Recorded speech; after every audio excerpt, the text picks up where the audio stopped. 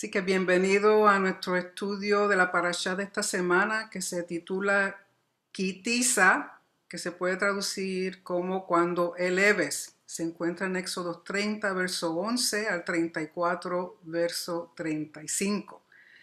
Y vamos a dar comienzo con la bendición de la Torah que dice así.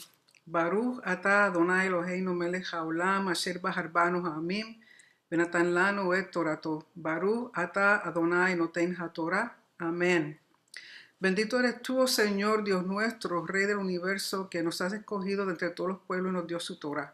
Bendito eres tú, Señor, dador de la Torah. Amén. De nuevo, la porción de esta noche se llama Kitisa, cuando eleves. Éxodo 30, verso 11 al 34, verso 35. Y esta porción contiene 10 mandamientos, 4 positivos y 6 negativos, que si nos da tiempo lo repasaremos brevemente al final del estudio. Y continuando con el Mishkan, quedan algunos artículos, algunos muebles que en esta parashá continúan describiendo. Así que quiero compartir con ustedes un PowerPoint. Como siempre, a veces visual es más fácil para poder entender lo que se está describiendo en la porción. Así que vamos a darle aquí.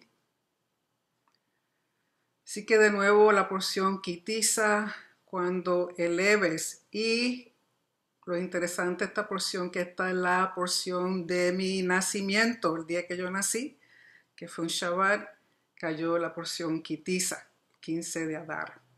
Así que de nuevo, Shemot 30, verso 11 al 34, 35, 10 mandamientos, 4 positivos y 6 negativos. Y la porción comienza haciendo lo que se llama un censo, pero recuerden que en el hebreo en sí no le llama censo, sino que le llama cuando eleves la cabeza de los hijos de Israel. La toma de un censo cuando eleves la cabeza de los hijos de Israel es como se hace. Y los censos se hacían como medida administrativa, militar o religiosa. Y en el capítulo 30 vemos que Hashem pide dar un rescate. En el hebreo la palabra koper, que eso debe sonarle a Kippur, que está asociado a los términos, para evitar una plaga. Usualmente no se hacían censos en tiempo de paz, ni se pueden contar directamente a las personas como si fueran ganado. Por eso se da medio shekel, se cuentan los shekel y en base a los shekalim, entonces saben cuántos individuos, pero directamente los individuos no se deben contar. Y vemos en 2 de Samuel capítulo 24 y en 1 de Crónica capítulo 21 cómo relata que David hace un censo sin permiso de Hashem y esto provoca que haya una plaga. De nuevo, evitar que haya una plaga al censar las personas, a tomar cuenta de las personas, porque usualmente, como dije al principio, era con el propósito de saber con cuántos hombres tenían para situaciones de milicia. Y Hashem pues no le gusta que las personas sean contadas y utiliza otros medios para hacer censos. De nuevo, la palabra koper consiste de la kuf, de la K, la P, la R, que se puede traducir de esta forma, y significa en su forma más básica o en la esencia de la palabra koper o kaper, purificación, rescate, expiación, limpiar o borrar. Dar medio shekel de plata se daban los varones mayores de 20 años y tenían que ser todos, fueran pobres o fueran ricos, todos tenían que dar la misma cantidad, mostrando equidad e igualdad. Y era utilizado como un memorial una vez se daba el medio shekel. Durante el segundo templo se instituyó para el sostén de ofrendas comunales y proyectos públicos durante el mes de Adar antes de Pesach. Y recuerden que cuando tuvimos el Shabbat Shekalim hablamos de esto. E hicimos referencia a Yeshua en Mateo 17, versos 24 al 27 con respecto al medio shekel, donde dice: cuando llegaron a Cafarnaum, se acercaron a Pedro los que cobran las 2 dracmas, que es medio shekel, y dijeron: ¿vuestro maestro no paga las 2 dracmas? Contestó: sí. Y cuando llegó a la casa, Yeshua se le anticipó diciendo: ¿qué opinas, Simón? ¿De quiénes reciben impuestos o tributo los reyes de la tierra? ¿De sus hijos o de los extraños? Y cuando respondió: de los extraños, Yeshua le dijo: entonces los hijos están exentos. Sin embargo, para que no los ofendamos, ve al mar y lanza un anzuelo, y el primer pez que salga, tómalo, abre la boca y hallarás un estatero, que viene siendo un shekel completo, porque es medio. Él dice: tómalo y dáselo por mí y por ti. Por lo tanto, medio shekel de Yeshua y medio shekel de Pedro. Y habíamos discutido esto en la congregación, de que por qué, primero que nada, sabemos que Simón era pescador, estaba acostumbrado a ir de pesca, y para aquel entonces entendían que muchas veces cuando pescaban los peces, cuando a las personas se le caían cosas en el mar, los peces se las tragaban, y era, vamos a decir, frecuente o común encontrar en los peces, cuando los abrían, encontraban cosas, o sea, a veces encontraban monedas. Por lo tanto, lo que le pide Yeshua a Pedro no es extraño en sí. Lo que sí es extraño es que exactamente ese pez en particular tiene la cantidad de shekalim que necesita para pagar el impuesto.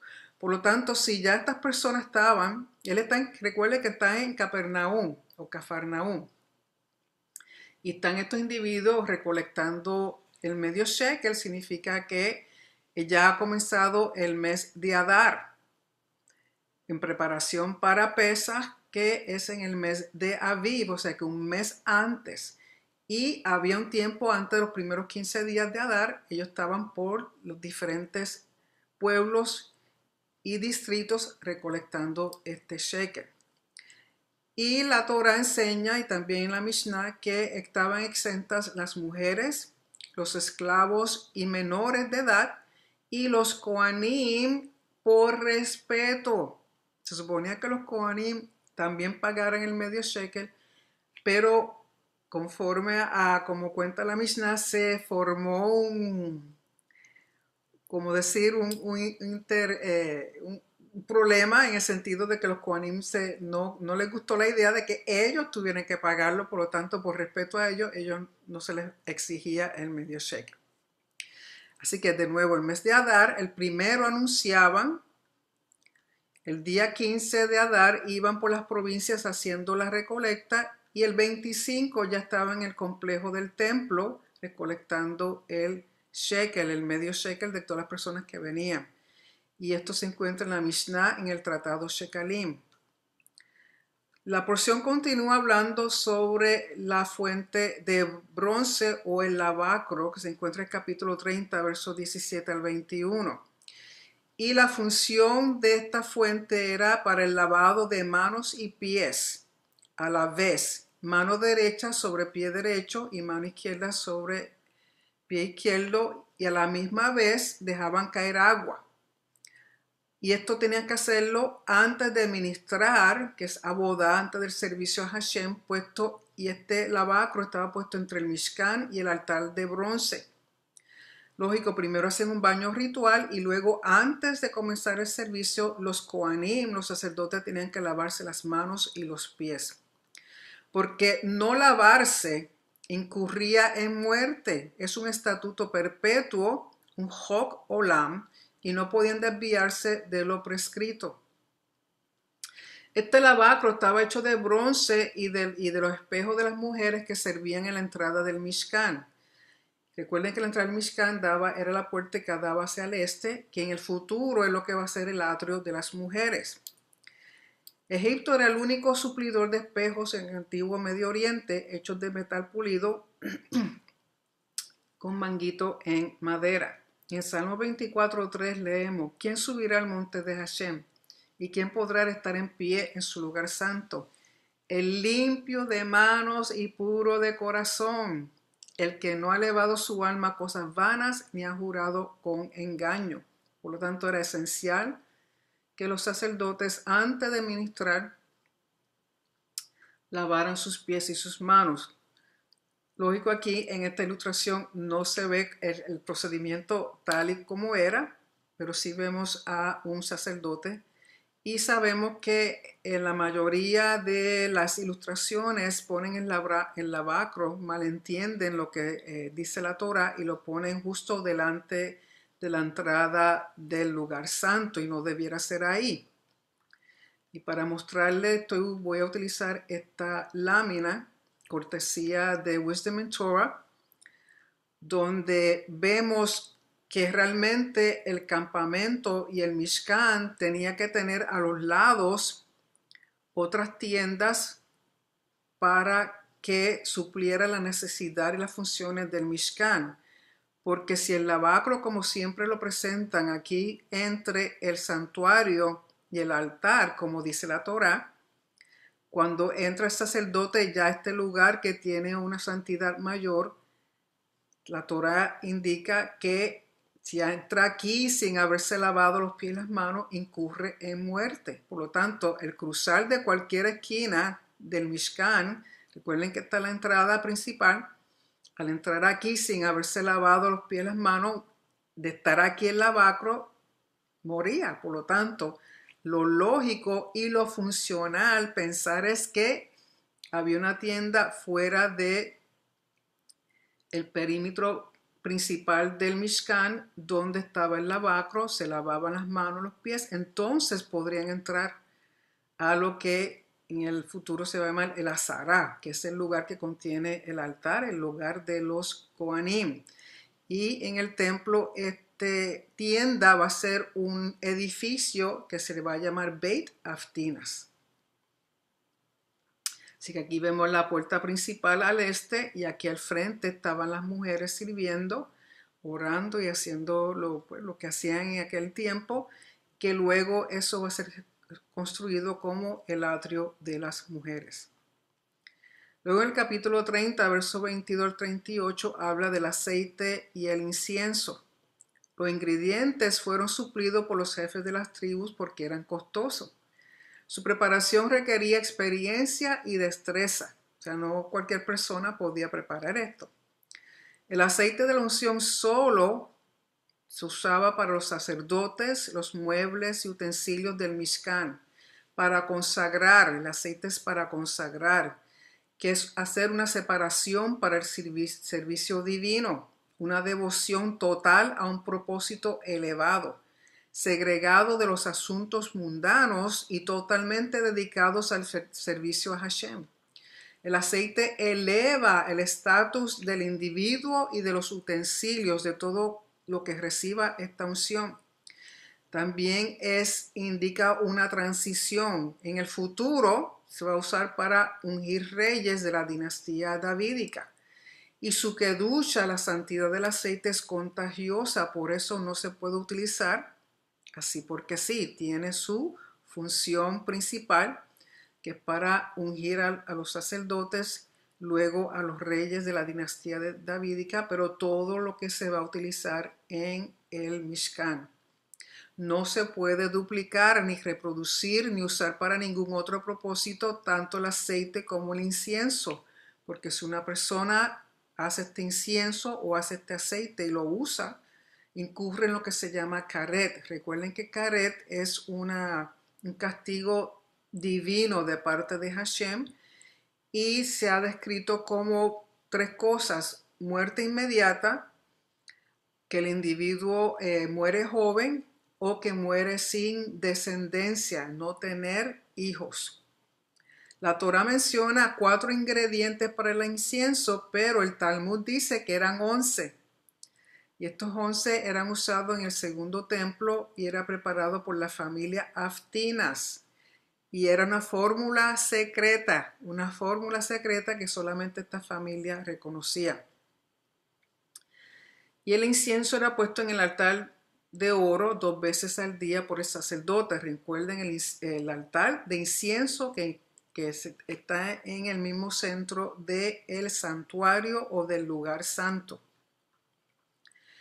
El aceite para consagrar, Mashach, de donde proviene el nombre Mashiach, que significa ungido, y consistía de mirra, de casia, de canela, aquí dice calamus, con un hin de aceite de oliva. En Hebreos 1:9 dice, amaste la justicia y aborreciste la iniquidad.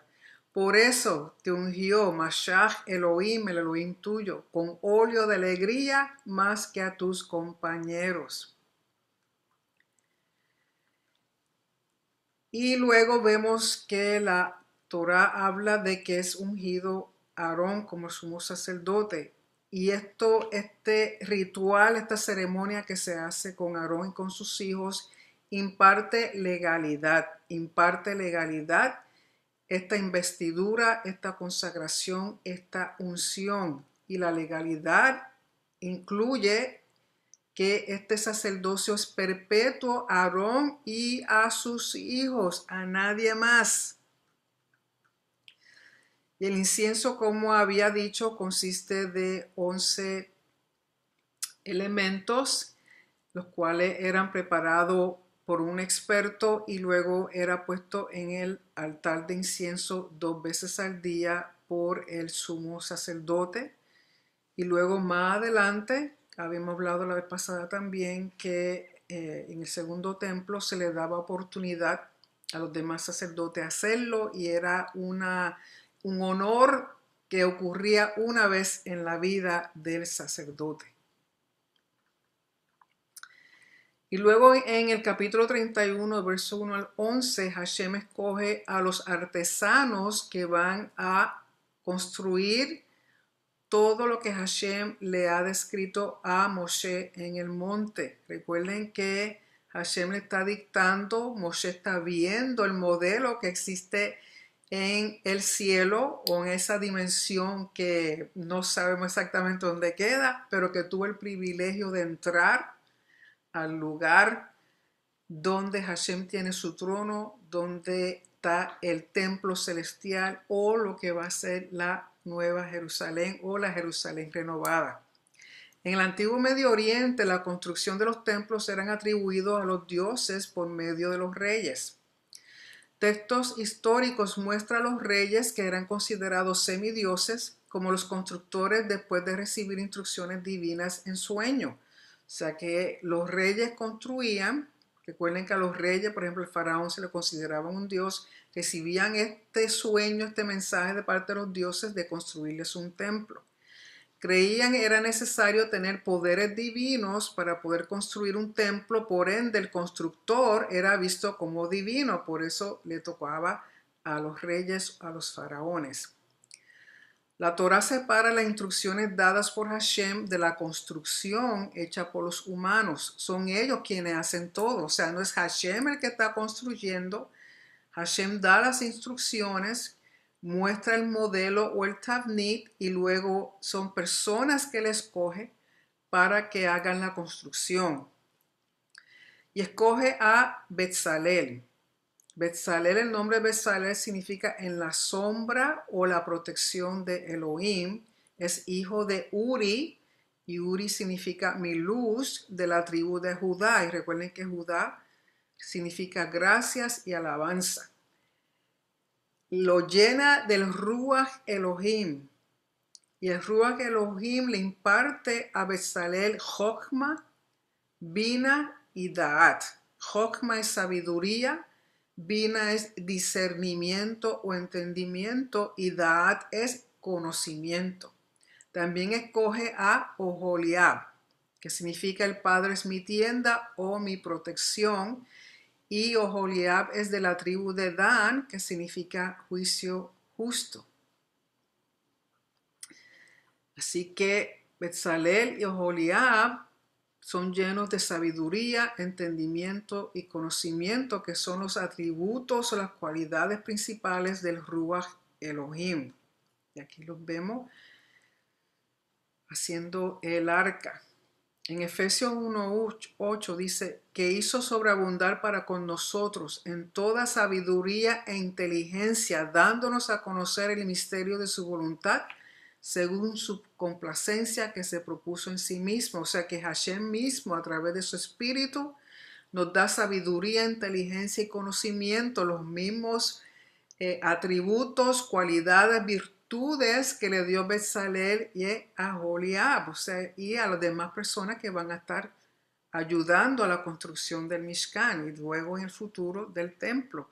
O sea que estas son unas cualidades específicas del Espíritu Santo que toda persona que tenga el Espíritu Santo verdadero de Hashem debiera mostrar estos atributos que son sabiduría, inteligencia o discernimiento y conocimiento o ciencia, es como lo traducen en otros sitios. Luego en el capítulo 31 entra en los versos 12 al 17 a hablar del Shabbat. Recuerden que esta es lo que concluye todas las instrucciones que Hashem le da a Moshe. El Kiddush Shabbat, santificar el Shabbat, se encuentra en los versos 16 y 17 del capítulo 31, que es lo que nosotros proclamamos como el Beshamru. Y la importancia del Shabbat es que conecta la creación con el Shabbat conecta con la creación conecta con el Shabbat, por eso es el séptimo día. Y es el día de santificación y prohibiciones, que es la legalidad de la señal. Recuerden que el Shabbat es la señal del pacto que Hashem hace con su pueblo. Y la legalidad de esta señal consiste en santificación del día y prohibiciones en ese día. El concepto de kedusha o santidad comienza en la creación con referencia al tiempo. Tenemos el séptimo día, que es Shabbat, que es día de reposo. Y lo único que Hashem imparte santidad es al Shabbat, al día de reposo. El Creador reposa también su creación, pero tenemos que entender, y he dicho en otras ocasiones, que no es que Hashem se siente o se acueste en una hamaca a tomarse un cafecito, sino que se sienta a reinar. Ese es su reposo. Se sienta a reinar como rey soberano sobre su creación. El Shabbat es un tiempo sagrado y el Mishkan es un espacio sagrado. Recuerden que es la presencia de Hashem lo que imparte santidad. Shabbat es una señal. Hay que guardarlo. Y guardarlo es una declaración de fe y fidelidad. Es una afirmación que Israel es una nación santa por la voluntad divina y no por sí misma. Que el pacto es lo que regula la relación entre Hashem e Israel. Que el universo es la creación de una inteligencia divina, un ser trascendente que no está sujeto a la naturaleza y es soberano sobre espacio y tiempo. Su reposo es sentarse a reinar su creación. Es la señal, hay que guardarlo. Y cuando nosotros guardamos el Shabbat, estamos mostrando y declarando fe y fidelidad a nuestro soberano Rey. Es obligación perpetua para todo aquel que participa del pacto con Hashem guardar el Shabbat. El Shabbat no es una opción. El Shabbat no es, yo tengo la opinión de que debiera ser otro día. No es para opinar, no es para cambiar, no es para hacerlo como uno crea. El Shabbat es una obligación perpetua para todo aquel que participa del pacto con Hashem, guardar el Shabbat. Si estamos en pacto con Hashem por medio de Yeshua HaMashiach, la señal es que cuando nosotros hacemos Shabbat, guardamos el Shabbat, nos deleitamos en Shabbat, mostramos que estamos en pacto con el soberano creador de los cielos y la tierra. El Shabbat es único en todo el antiguo Medio Oriente, dando refrigerio, vitalidad espiritual y física, vigor total al ser completo, es ser refrescado, no está ligado al movimiento de los astros, sino bendecido, santificado por la voluntad de Hashem. Solamente Hashem puede otorgar kedusha, santidad, por eso Él otorgó santidad al Shabbat. Él otorga santidad al Mishkan. Él otorga santidad a todo su pueblo Israel. Recuerde que la santidad en nosotros es como pueblo, no como individuo. La kedusha del Shabbat es independiente de los seres humanos. No tiene que ver con nosotros, tiene que ver con que Hashem impartió santidad al Shabbat. Restricciones. Las restricciones legales del Shabbat es que no se hace trabajo laborioso, no se profana. En otras palabras, no se trata como cualquier día común. Aún la obra del Mishkan se detenía para el Shabbat. De ahí provienen lo que llaman las 39 labores prohibidas en base a lo que hacían para la construcción del Shabbat, que el día Shabbat no se construía, no se hacía nada. Excepciones para estas restricciones: salvar la vida está por encima del Shabbat. Si usted se encuentra en una situación en la que una vida está en peligro y es Shabbat, usted va y atiende a esa vida, usted hace todo lo posible porque esa vida no se pierda, en el sentido físico, literal. Un accidente, una enfermedad, una situación en la cual sea de vida o muerte y cae y sucede en Shabbat, eso tiene prioridad. El Brit Milá, la circuncisión, si el niño cuando nace, el 8º día cae en un Shabbat, se hace el Brit Milá. Si no se hace al 8º día y se tiene que hacer después de los 8 días, pues entonces se hace en cualquier otro día, menos en Shabbat. Pero si desde el momento en que nace, cuando cuenta en el 8º día cae un Shabbat, el Brit Milá va por encima del Shabbat y se hace. El Shabbat será llamado delicia, santo, glorioso a Hashem, y eso lo encontramos en Isaías 58, verso 13 al 14. Hashem les llama mis Shabbatot.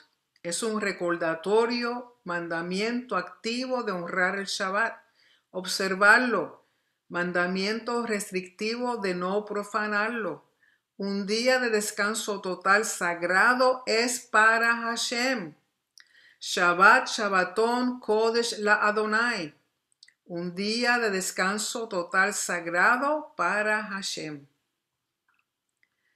Recuerden que es la señal del pacto. Profanarlo conllevaba pena capital por tribunal, el Beit Din o el Sanedrín o Karet. Si la persona lo está haciendo sin testigos, está rompiendo el Shabbat sin testigos, Hashem es el que tiene derecho legal de impartir Karet. Si no hay testigos, no te pueden llevar al Beit Din, no te pueden llevar al Sanedrín, no pueden hacer un tribunal. Pero si usted está rompiendo el Shabbat, usted solito haciendo algo que no debiera estar haciendo en Shabbat, Hashem tiene todo el derecho legal de impartir Karet. ¿Por qué? Porque es el pacto, es la señal del pacto. El Shabbat es algo muy serio, muy serio. Shabbat tampoco es comunión. A pesar de que se parte pan y vino, no es comunión. Es agradecerle al Creador la provisión que Él nos da semana tras semana. Dar agradecimiento al Creador del universo. ¿Qué sucede? Que mientras Moshe está en el monte, en la cima del monte, recibiendo todas estas instrucciones, recibiendo la Torá, el pueblo se desespera por causa de las expectativas que tenían. La expectativa del que no tiene emuná. Emuná es estado de fidelidad, lo lleva a cometer errores. Las expectativas del que no tiene emuná, estado de fidelidad, lo lleva a cometer errores y culpan al Erev Rav. Y vamos a hablar un poquito más de eso. ¿Quiénes son los Erev Rav? ¿Qué suceden? Ellos esperaban que Moshe bajara. Recuerden que eran 40 días y 40 noches. Y según el comentario, los comentaristas dicen que ellos calcularon mal por 6 horas. Pensaban que le tocaba a Moshe bajar y no había bajado. Se desesperan. En Hebreos 10:37 dice, porque de aquí a un momento, tan solo un momento, y el que ha de venir vendrá y no tardará. Lógico, hay personas que dicen, ay, pero se han pasado 2000 años y dicen que Yeshua venía en tal año, que si venía en tal día, y todavía no ha llegado y las cosas están igual o están peor. No es nuestra expectativa, no es cuando nosotros queremos que sea, porque el Padre tiene una hora, un día específico para eso. Nuestra función es tener emuná, mantenernos en un estado de fidelidad y vigilancia. En 2 de Pedro 3:9 dice, el Señor no retarda la promesa, como algunos la consideran tardanza, sino que es paciente hacia vosotros, no queriendo que ninguno perezca, sino que todos procedan al arrepentimiento, a Teshuvah. O sea que dando a entender que nos está dando oportunidad. Y al no esperar, al no tener fe, al no confiar en que Moshe iba a bajar en el momento que le tocaba bajar, en el capítulo 32 del verso 1 al 35 tenemos el incidente del famoso becerro de oro. En el antiguo Medio Oriente se otorgaba cualidades divinas al ganado, sobre todo a bueyes, toros, porque representaban fuerza, virilidad, fertilidad, señorío, liderato. Las características deseadas en un rey. Por lo tanto, el buey representa todas estas cualidades o características que eran lo que ellos también buscaban en sus reyes. Y la letra Aleph del abecedario hebreo, en el paleohebreo era un buey, se pintaba en la forma que representaba un buey. Así que el Aleph representa el buey, que representa estas características. Estos bueyes o toros eran adoradas en las culturas cananeas, mesopotámicas y egipcias. Por ende, algo familiar para los israelitas, un objeto físico que representaría las cualidades deseadas en un dios o la imagen donde podía establecer su morada, una representación visible de la presencia divina. O sea que esta imagen, este ídolo, no era tanto que fuera un dios, sino que representaba el lugar donde su dios iba a morar. Era una representación visible de la presencia divina. También los becerros y bueyes eran vistos como transportadores del dios, un animal fuerte sobre el cual cabalga montaba el dios, o como un pedestal. O sea, a veces ven pintura donde el dios está montado en un buey o un toro. En Egipto también adoraban vacas diosas, entre las cuales había una vaca celestial que daba a luz al dios Sol todas las mañanas. Por ende, una representación de recién nacido dios Sol era un becerro. Si la diosa es una vaca y el faraón o el rey representaba al dios Sol, que era que la vaca daba a luz toda la mañana, pues entonces ese recién nacido dios Sol era representado por un becerro. El becerro de oro se cree fue hecho de madera y cubierto con oro.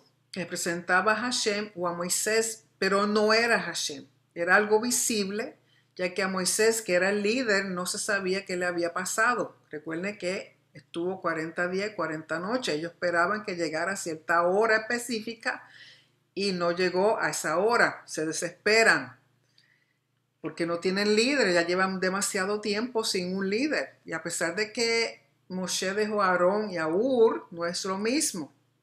Entonces la gente se desespera. ¿Qué sucede?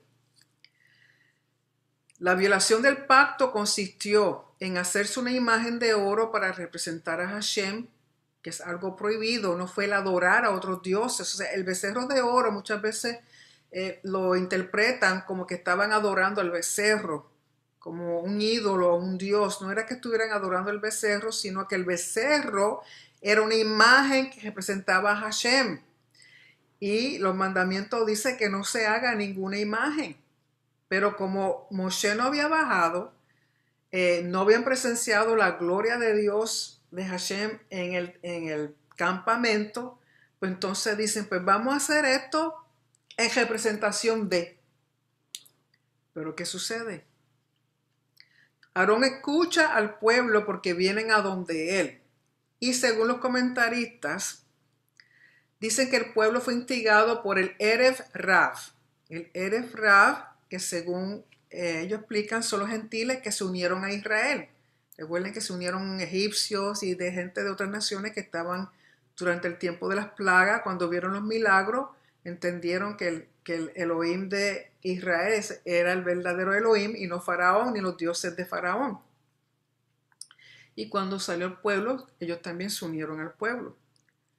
Según el Talmud en Sanedrín 10:106a, dice que los líderes de este Erev Rav fueron Yumus y Yumbrus, hijos de Bilam, que fue consejero de Faraón. ¿Ustedes recuerdan cuando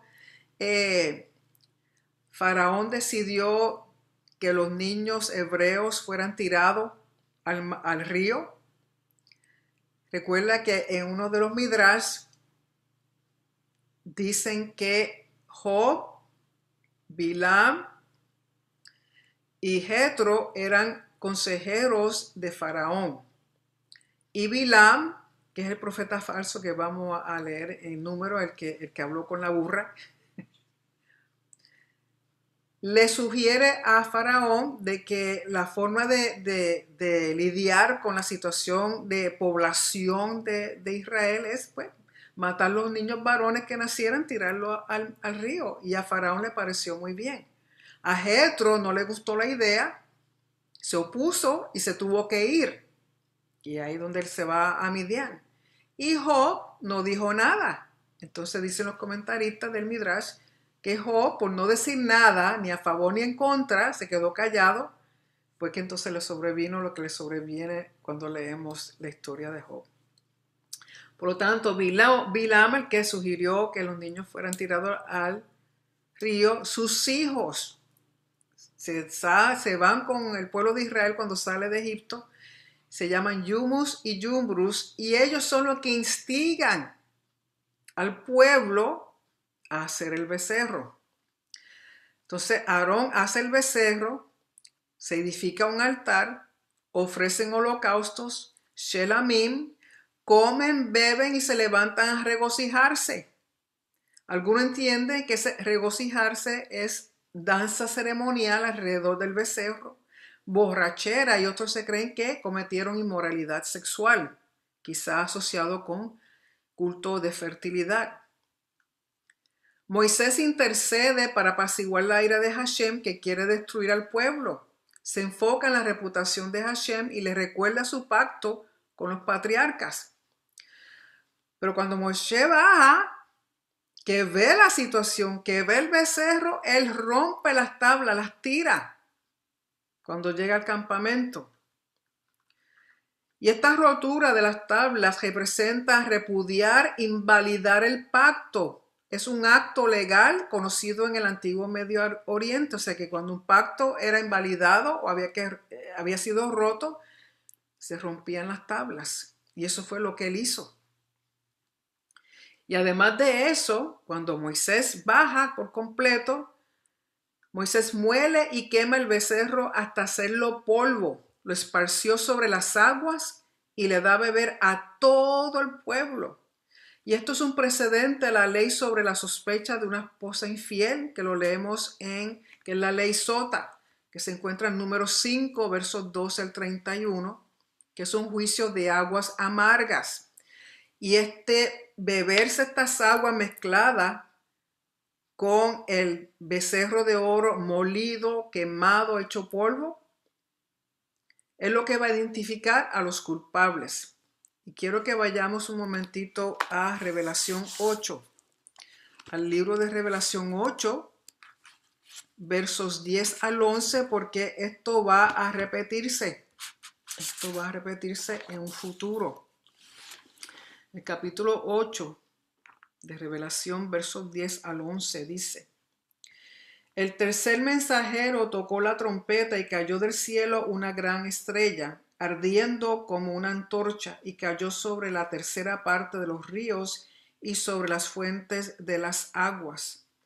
Y el nombre de la estrella es Ajenjo. Ajenjo significa algo bien amargo. Y la tercera parte de las aguas se convirtió en ajenjo. Y muchos hombres murieron a causa de estas aguas porque se hicieron amargas. En otras palabras, es otra juicio por aguas amargas. ¿Qué sucede? Que los levitas matan a 3,000 hombres que eran los culpables de idolatría crasa, y así ellos se consagran a Hashem. O sea, los levitas se consagran a Hashem y toman el rol original de todo primogénito, porque antes de este suceso, los primogénitos de la familia eran los que representaban a sus familias delante de Hashem. Era su rol como si fuera un levita.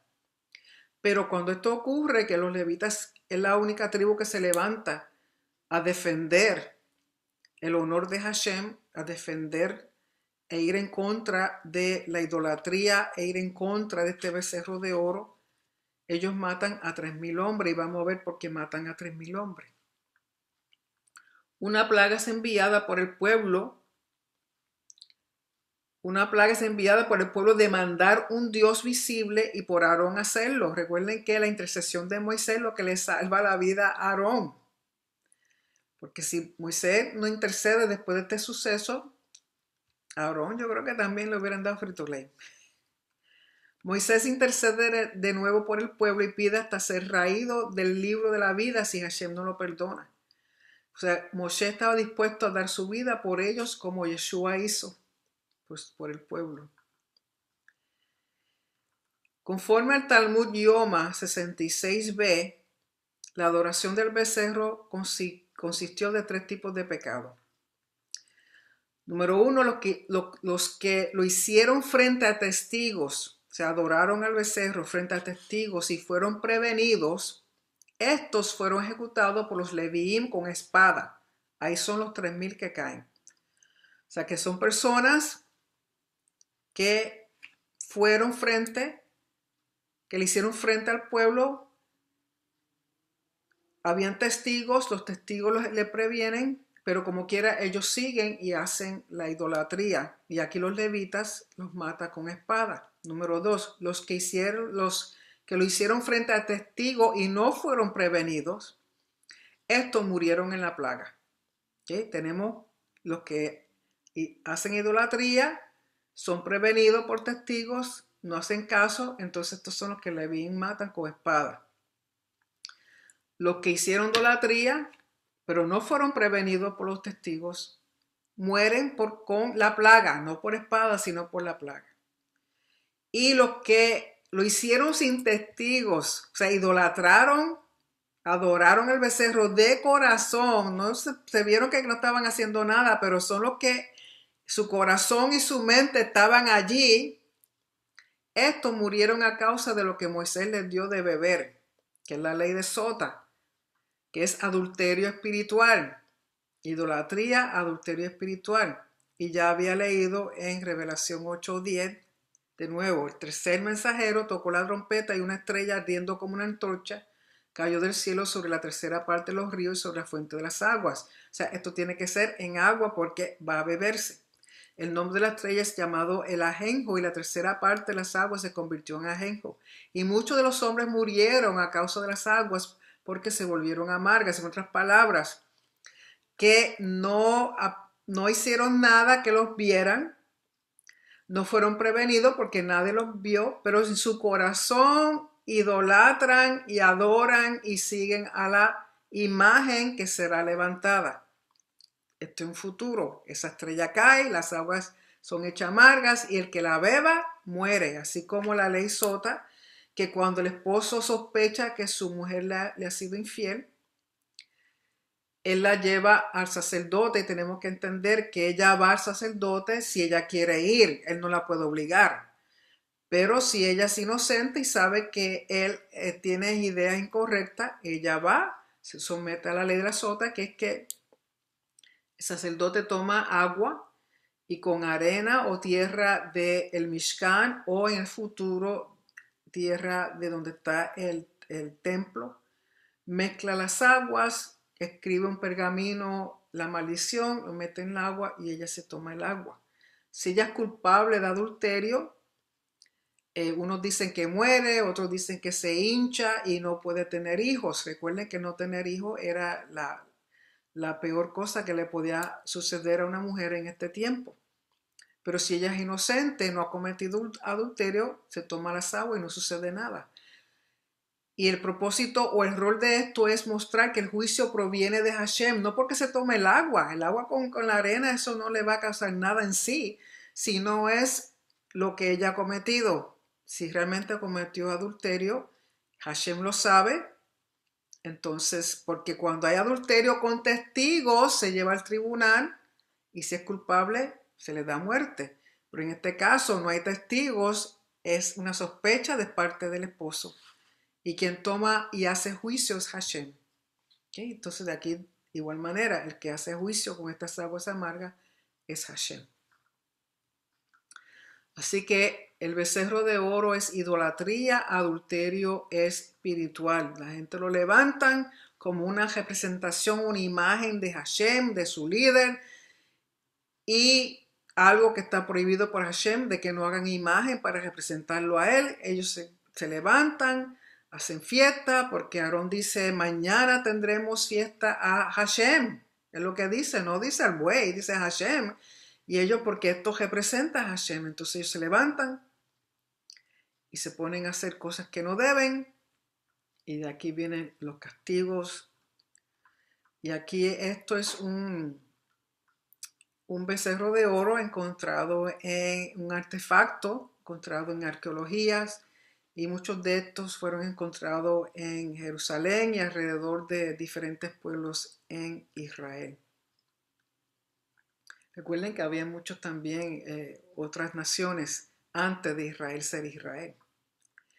Y en el capítulo 33, 1, 23, viene el concepto de cara a cara, que Moshe hablaba cara a cara con Hashem. ¿Y qué significa eso?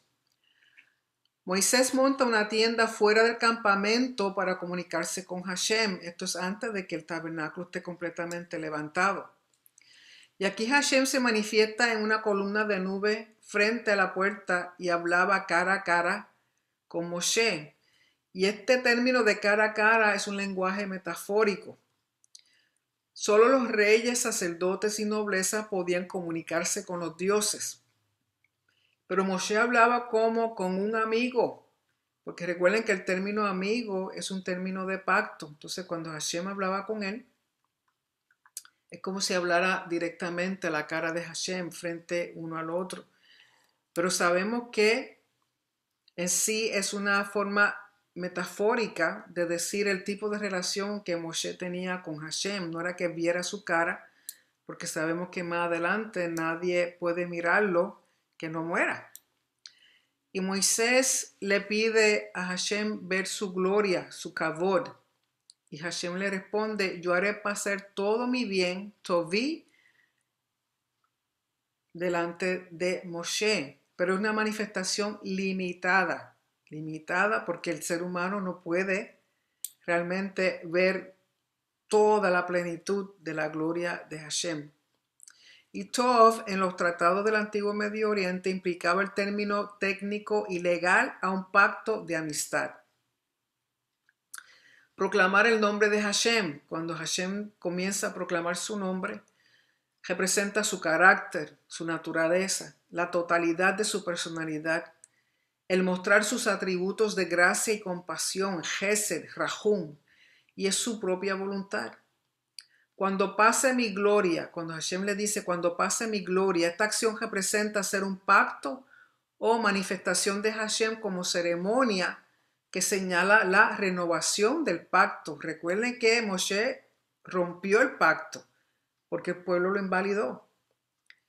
Y ver su espalda, cuando él le dice, yo pasaré, pero solamente verás mi espalda, es trazas de su presencia.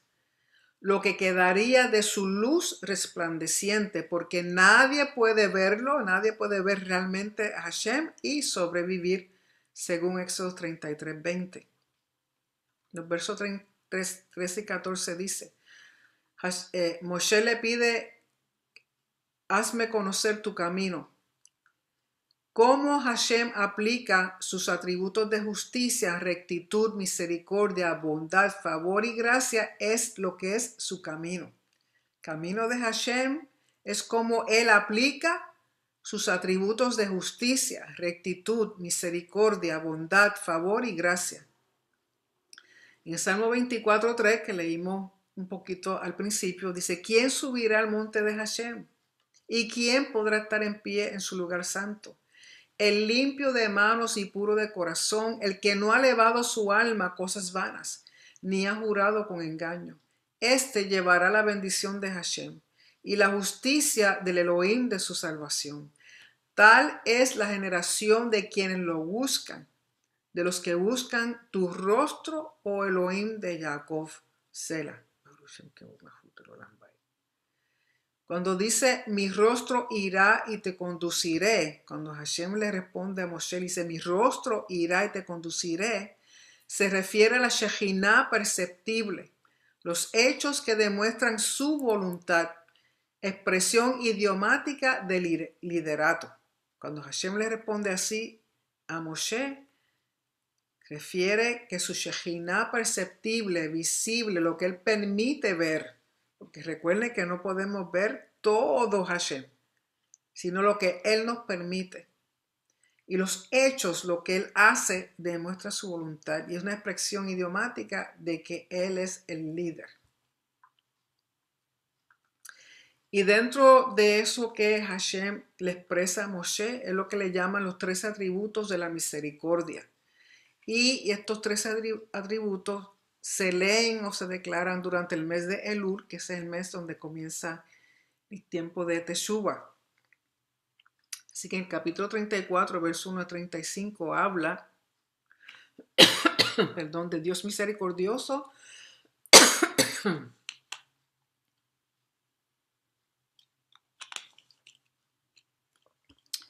prodigo en gracia, tardo para la ira y abundante en bondad y verdad, que preserva bondad para millares de generaciones, perdona la iniquidad, la rebelión, el error y absuelve.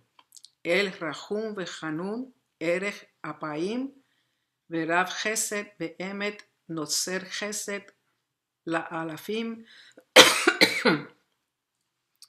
Nose Avon, Bapesha, Bejataa, Benake. Perdonen que este tiempo de alergia.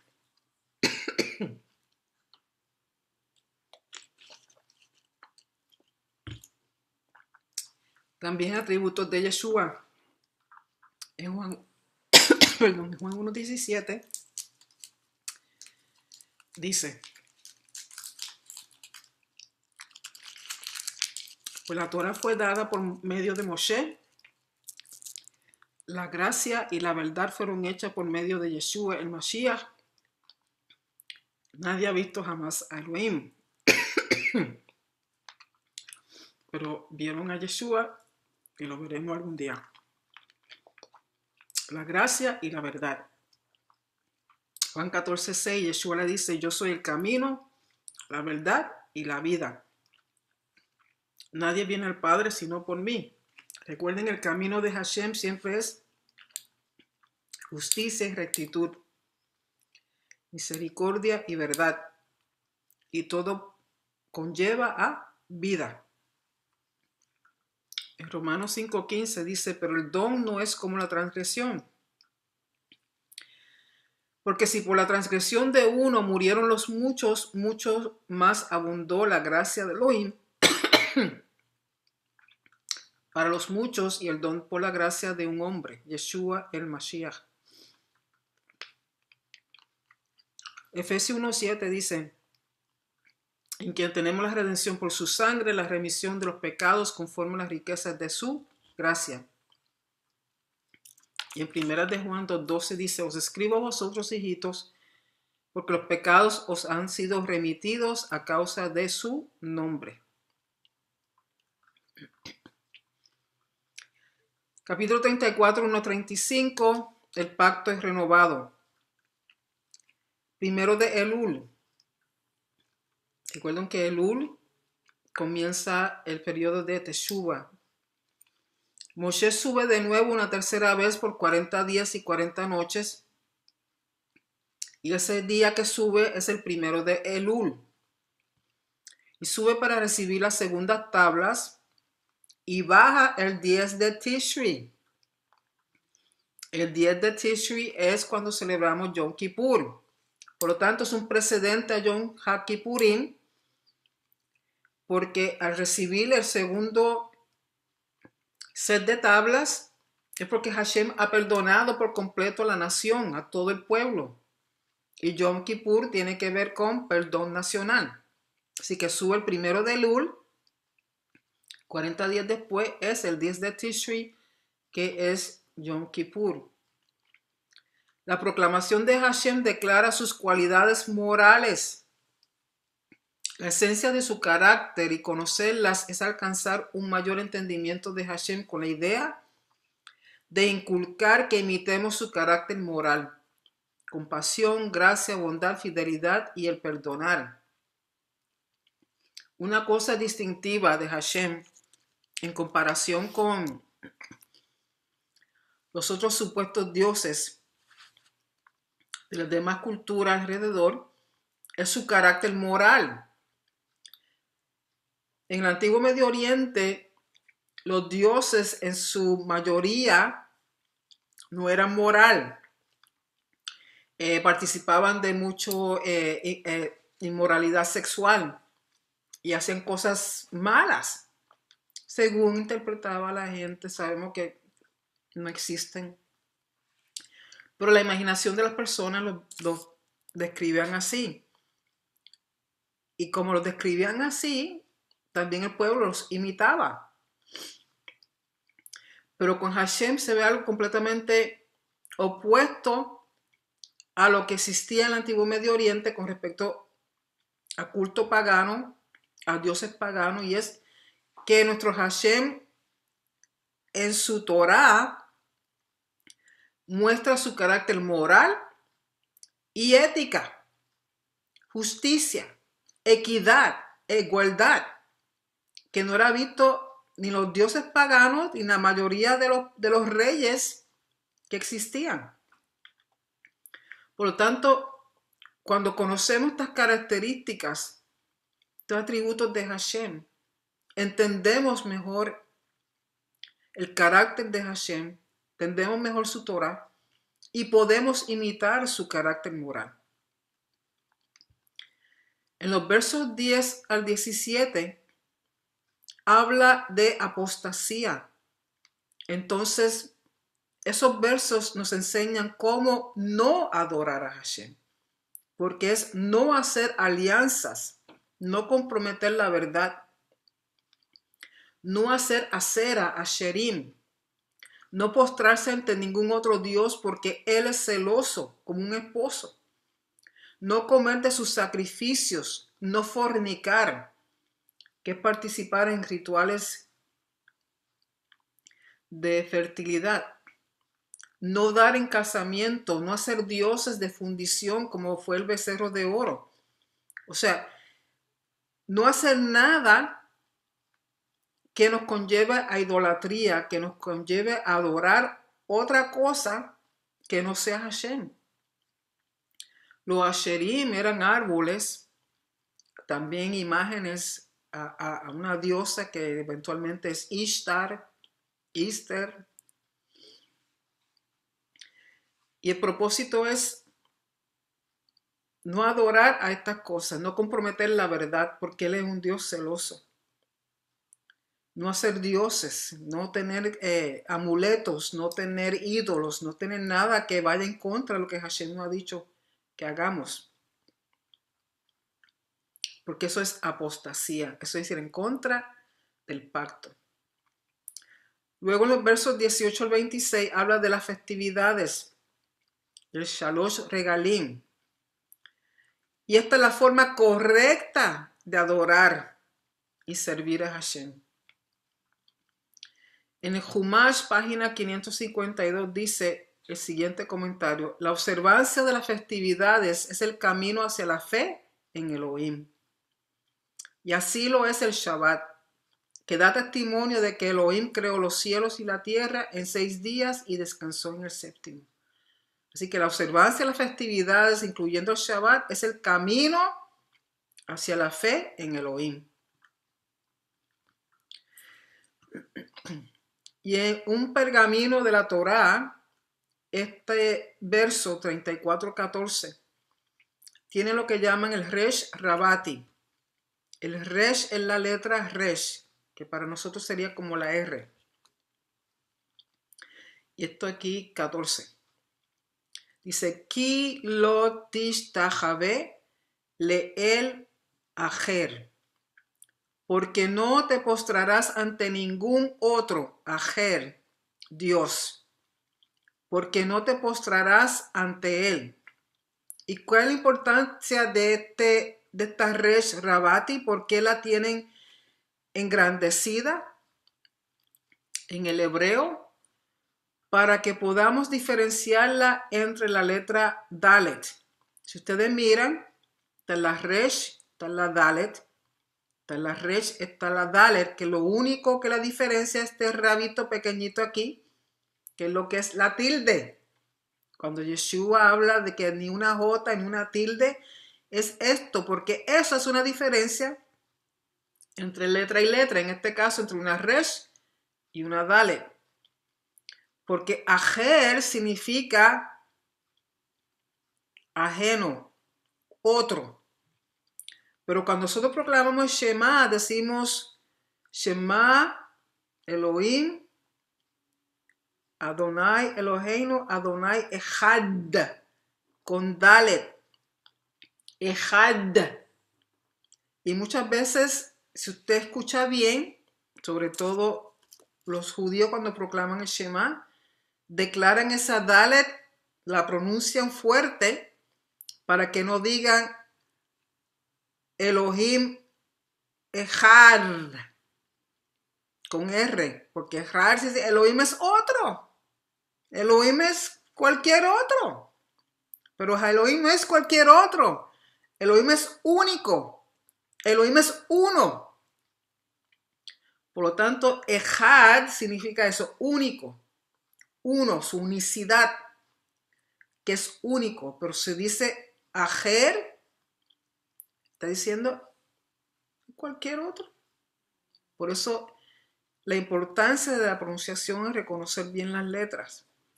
Echad con Dalet, único. Elohim es único en el Shema, no es una Resh. Y Yeshua, como buen hijo de Elohim y como buen estudioso de la Torá y del hebreo, por eso habló de que de una J, de una Yod, de una tilde, porque ese rabito tan pequeñito en esa letra hace una gran diferencia en lo que uno está diciendo. Así que es una Resh Rabati, de Rabá, de grande.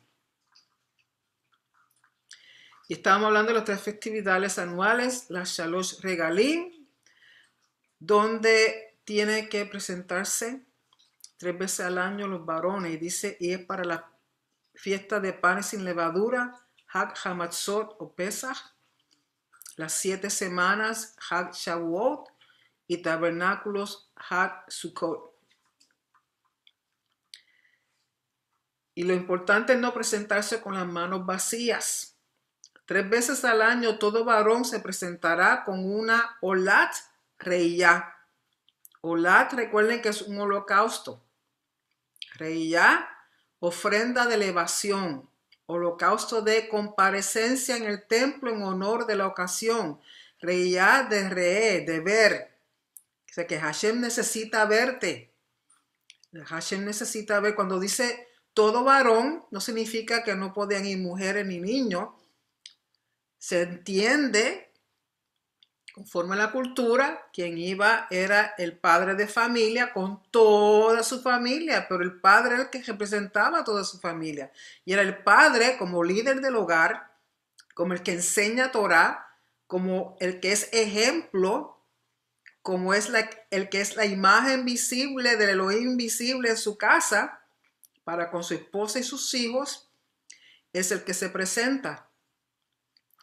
Entonces lleva un Olat Reía para dejarle saber, mi rey soberano, mi rey Elohim, estoy aquí presente.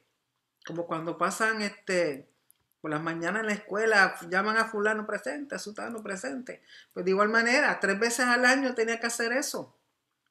En el antiguo Medio Oriente, todo soberano exigía a sus vasallos, sus reyes vasallos, presentarse regularmente como parte del pacto y la relación entre ellos. Pero Hashem lo pide a todos, no a los líderes solamente, demostrando que su pacto es con todo el pueblo, porque todos somos vasallos, siervos de Hashem por medio del pacto, por medio de Yeshua. La relación no es con unos pocos exclusivos, sino que todos son parte de una relación exclusiva y única con el soberano del universo. Así que por eso la importancia de las festividades, lógico, hoy día no está el templo, pero seguimos ensayando, seguimos practicando las festividades, porque en algún momento, que yo espero que sea pronto, tendremos que presentarnos al Rey en su monte, en su espacio sagrado, mínimo 3 veces al año.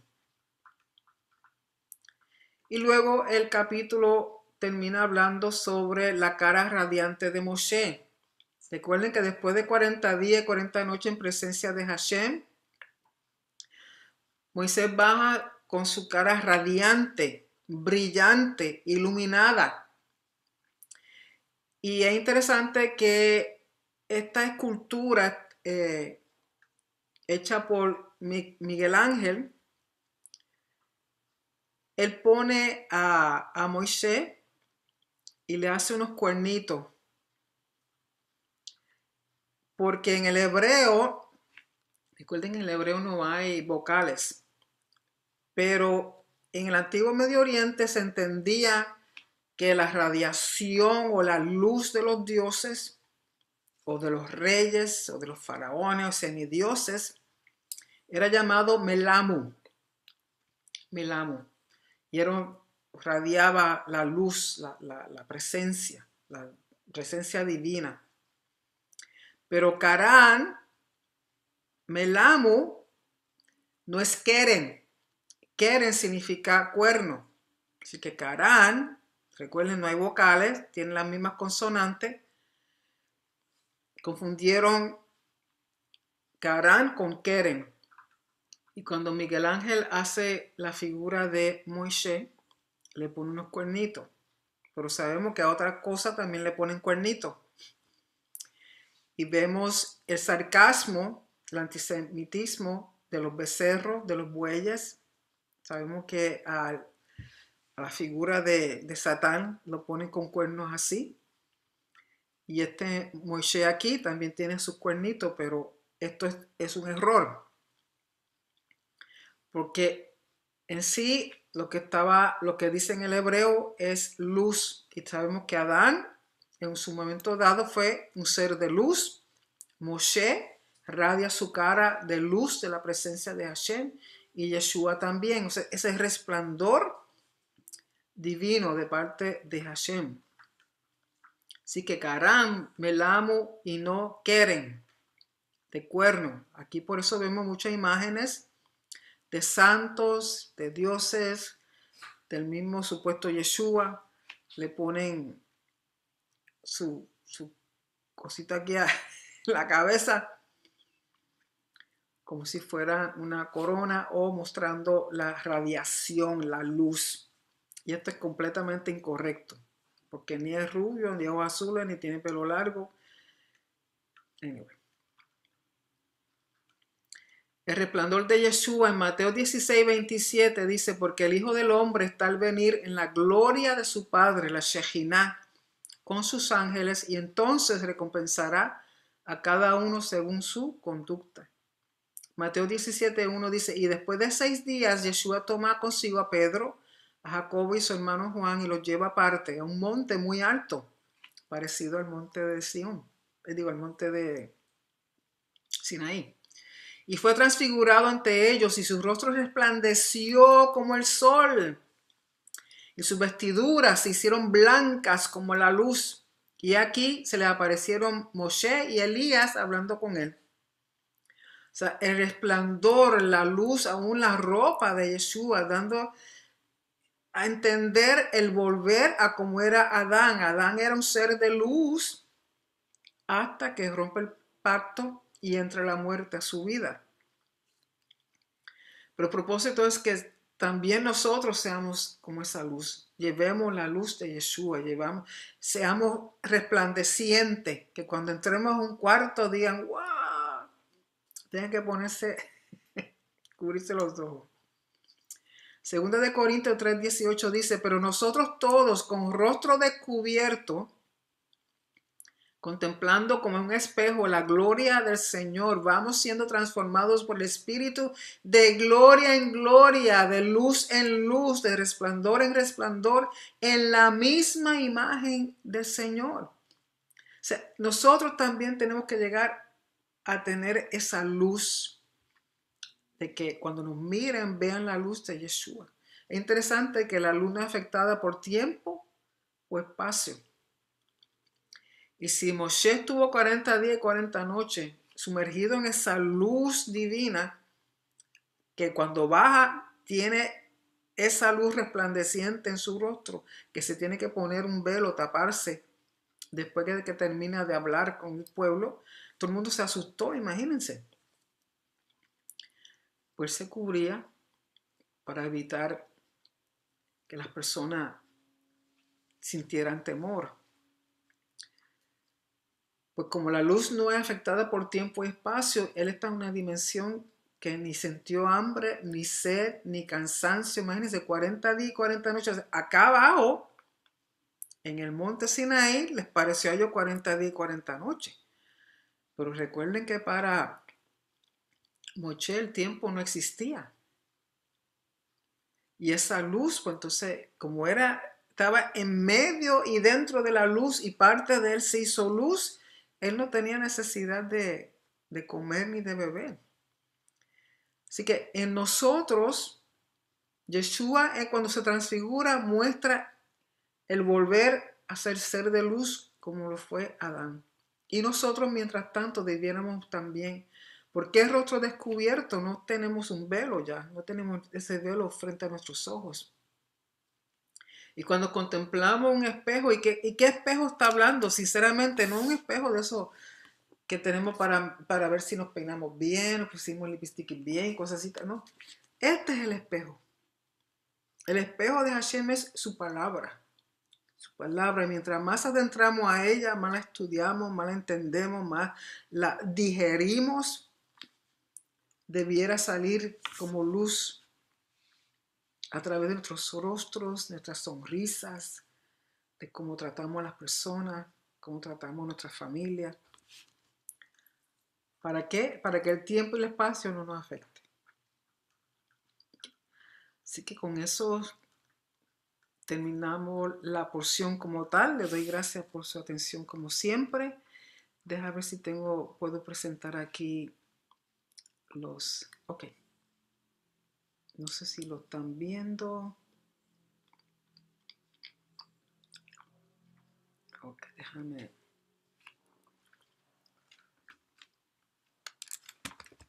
un momentito aquí si es que...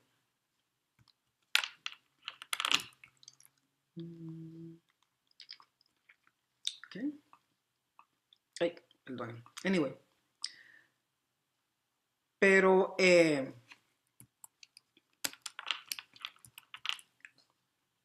¿por qué no me está funcionando esto aquí? Así que con eso terminamos el estudio de Kitisa. Así que vamos a tener un momentito para... Esto no me...